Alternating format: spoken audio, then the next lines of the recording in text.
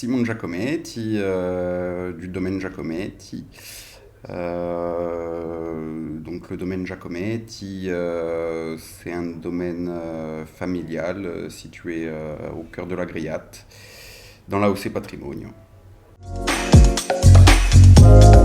Alors, avec ma sœur, on est installé en collégial sur le domaine et on est maintenant la troisième génération de vignerons, donc installés dans la Griate. Alors, on travaille principalement sur des cépages identitaires, hein, à savoir les Nielucci, les Vermentino, les Chacarel.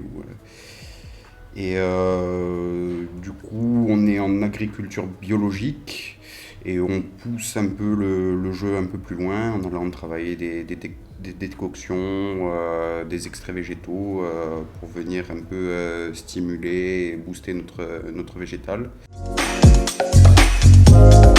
Alors, la date des vendanges, c'est toujours très compliqué. Il y a toujours beaucoup d'appréhension sur le moment où déclencher les vendanges, surtout ces dernières années avec des mois d'août souvent qui sont très chauds et qui accélèrent beaucoup les maturités. Donc, nous, ce qu'on fait souvent, c'est qu'on commence tout début août, au départ de la véraison, à faire des prélèvements de maturité.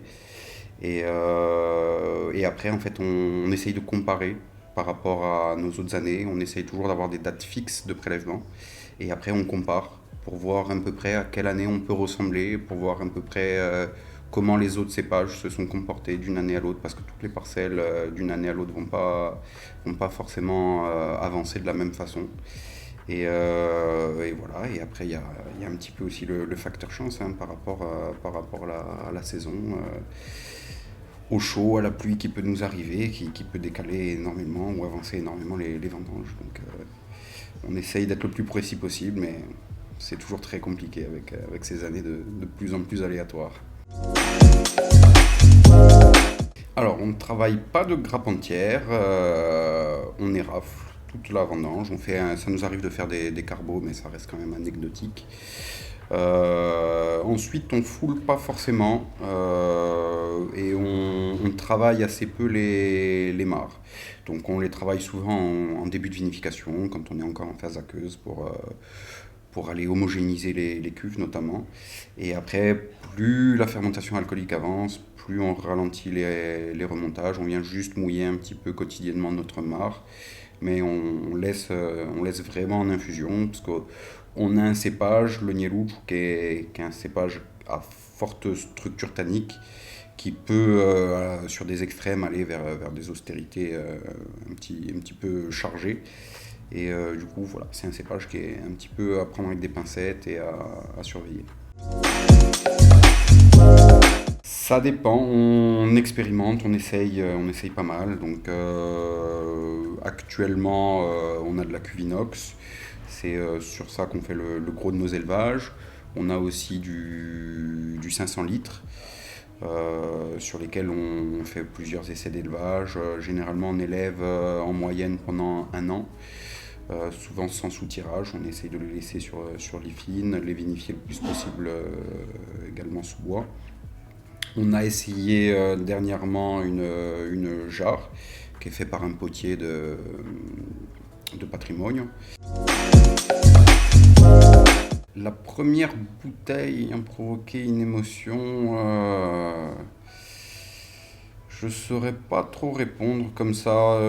J'aurais plutôt dit une dégustation donc en brut de cuve à la cave chez Antoine Arène, où j'ai eu la chance de goûter avec lui, de faire le tour des cuves. C'était vraiment une approche minimaliste du parcellaire, des cuvées, une dégustation très intime.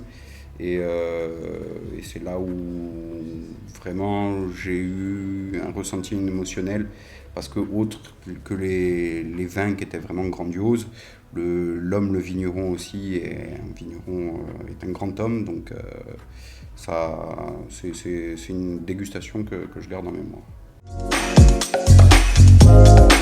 C'est de subir. On assume.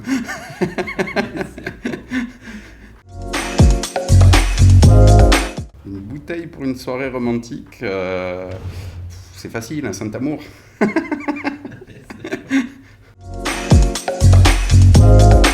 Alors, il y en a eu plusieurs. La première, celle dont je me souviens, celle dont j'entends le plus parler, j'avais 4 ans et à la cave, on était un petit groupe d'enfants, de cousins, de frères et de sœurs. Et notre père nous a fait goûter un peu quelques verres quand c'était en vinification. Et du coup, moi, 2 fonds de verre m'ont suffi. Et je chantais dans les champs en courant, les bras en l'air, hein. Sympathique.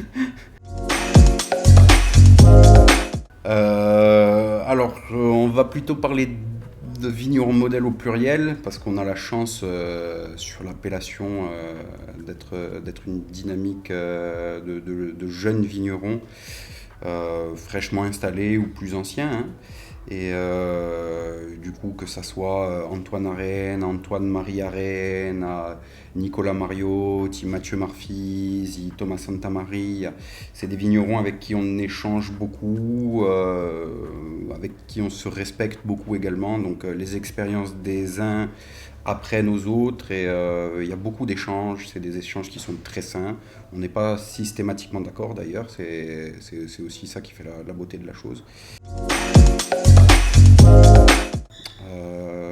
Une aversion pour les caméras. Ça serait sans doute un liquoreux, je pense, pour adoucir un petit peu le moment. Donc je partirais sans doute sur un muscat du Cap Corse pour rester chauvin. Ou pas, parce que c'est vrai qu'il y a des belles vendanges tardives aussi de Vermentine. Là, ce qui me vient en tête, c'était la vendange tardive qu'Antoine-Marie Arène avait fait en 98 sur un élevage dans un feuillet ultra long. Je ne sais plus combien de temps ça avait été élevé. C'est une sucrerie, quoi, une gourmandise. On n'avait même pas l'impression de boire de l'alcool. J'ai pas trop d'idoles, hein, alors si, ça s'est déjà produit, j'ai passé des bons moments, donc ça serait avec Imanol Harry Nordoki, qui est un bon bringueur, qui est aussi négociant, avec qui on a passé des très jolies soirées. Alors, il y a un vignoble que je connais pas du tout, mais j'adore les vins, ça serait de faire le tour de Loire, ouais.